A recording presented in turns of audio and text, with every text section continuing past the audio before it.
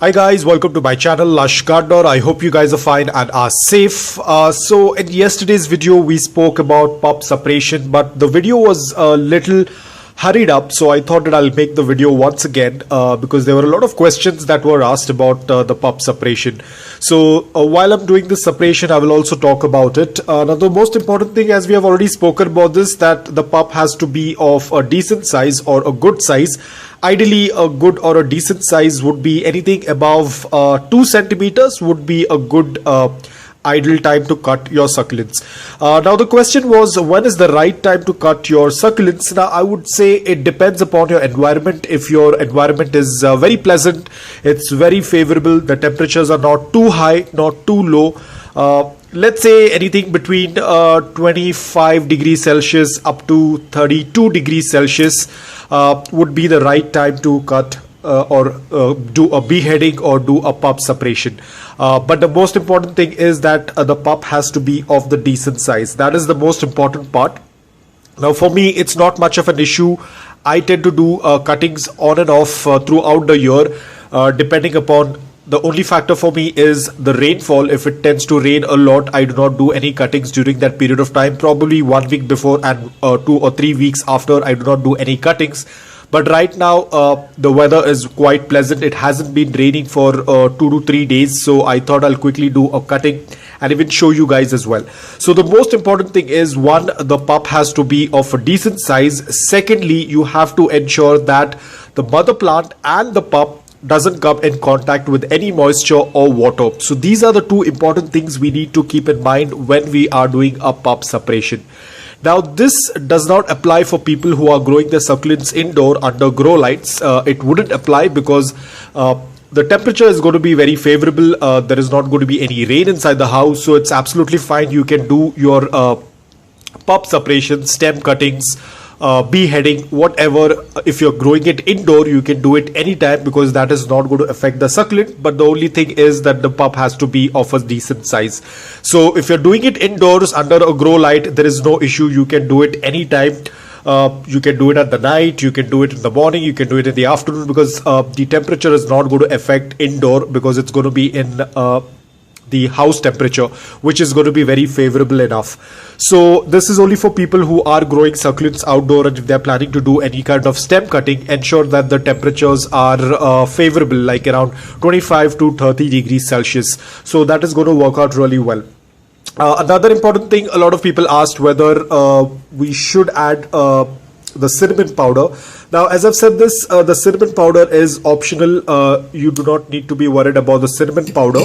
But if you add cinnamon powder, there is no harm in it. The succulent will still do quite well. In fact, it is going to help the plant fight any kind of bacterial infection or any kind of insect attack, because at times you might have noticed that when you tend to separate the pups, they usually get affected with mealybugs. So the cinnamon powder is going to keep the mealybugs away from the cutting.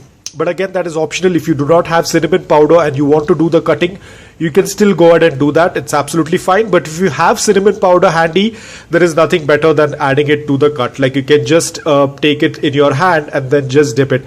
So what I'm going to do is I'll just check if I do have cinnamon powder. Just give me a minute. So luckily I did have a little bit of cinnamon powder because I keep using a lot of cinnamon powder. So I always tend to run out. And these were some sticks that I had used it in a grinder, and I have made it into this powder. So I'm just going to use, so I usually tend to keep a little bit of cinnamon powder to be on the safer side, but as I'm making this video, I thought I might as well show it to you as well. So I've taken a little bit of cinnamon powder, and then you just take it and you dip the cut part like this. And that's about it. Now again, as I said, this is optional. If you have cinnamon powder, it is good. You can definitely use it. But if you do not have cinnamon powder, you can just cut it and keep it aside. And then the cut part where we had cut on the mother plant, you can even sprinkle some cinnamon powder on that cut, which will help in healing. And if there are any bugs or insects around it, you can just sprinkle it on the soil.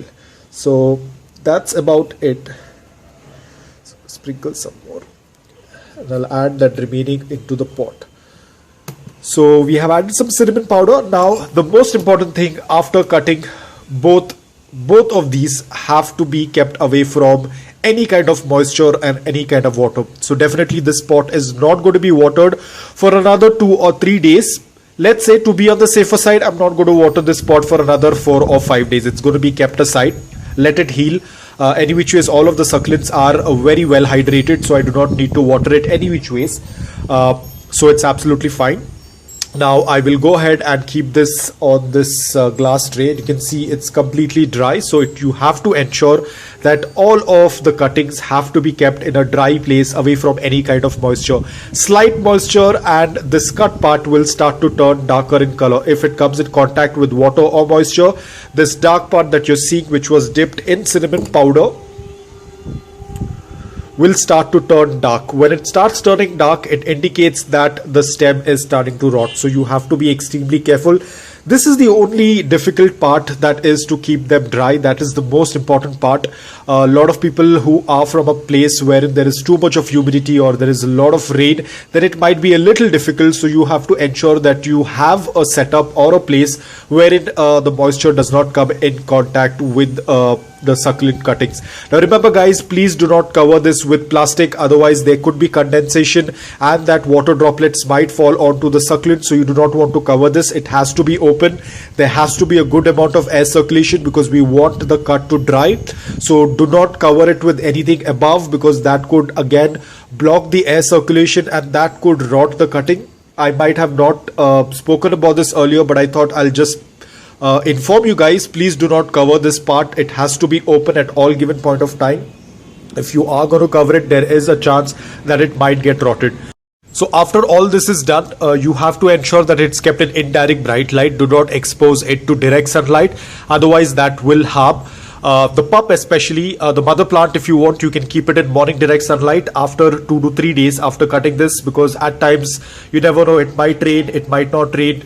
We are not very certain about the environment, about the climate. So it's always better to keep it in indirect bright light for at least 2 to 3 days, or to be on the safer side for 4 or 5 days, keep it in indirect bright light. By then this cut will get healed, the part that we have cut will get healed, and then you can transfer it to morning direct sunlight. That is going to be absolutely fine, because even though this cut is really small, we have to be careful, because this small little cut can also lead to a rot, potential rot. I'm not saying that it will rot, but it could lead to a potential rot. We want to be careful in every aspect when we are dealing with succulents. So and this part that we have cut, this should not be kept in direct sunlight. It will be kept in bright indirect light until it starts to root. So it's going to be kept away from water, from moisture, as long as they start to root. Once they start to root, we can put it into the soil. Now if you do not want to do this, if you want to put it directly into the soil, you can do that as well, provided that the soil is completely bone dry and it will not be watered, because at times we accidentally forget. Even for me, at times I cut my succulent and I don't realize, and there has been instances wherein I have gone ahead and watered my plant and the plant has rotted the very next day.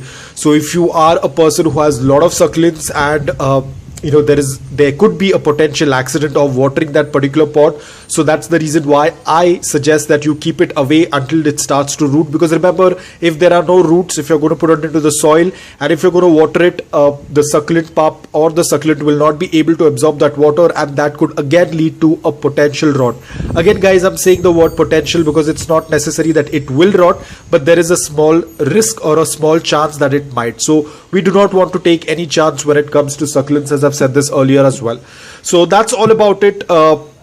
Again, another important thing I wanted to mention, let's say that now this succulent, as you can see, this is the mother plant. It is very well hydrated. You can see all of the leaves are plump, there are no wrinkles. So what I would suggest is, if you tend to see, let's say for example, this succulent was completely wrinkled up, there was very less water in it, then what I would suggest is wait for the succulent to get healthy. Do not do a pup separation when the succulent is very dehydrated. Wait for some time. Once you see that all of the leaves are plump, once you see that all the wrinkles have vanished, then go ahead and separate the pup once the pup reaches a decent size. This is just for to be on the safer side, because in case if the pup is very dehydrated or if the mother plant is very dehydrated, probably it might affect the cutting. So ensure that the mother plant should be well hydrated.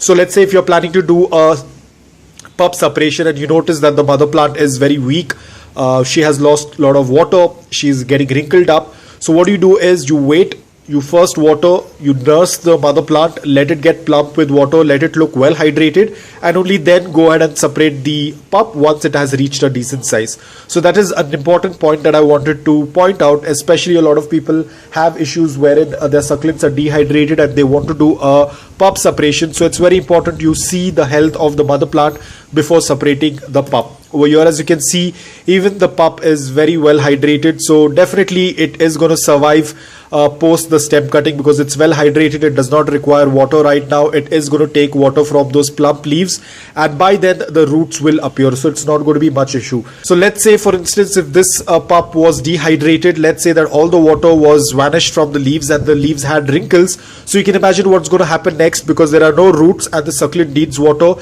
It has already absorbed all the water from the leaves, so it's going to be very difficult for the succulent to survive. So always ensure that the pup has enough water, so that it has already stored enough water in the leaves, so until the roots appear it can utilize that water which is stored in the leaves. So guys, that's all about this video. I hope that this video was helpful. Hope you were able to understand a little bit more in detail about pup separation. If this video was helpful to you, please do hit the like button. If you're new to my channel, please consider subscribing to it. Until then, take care, stay safe and keep propagating.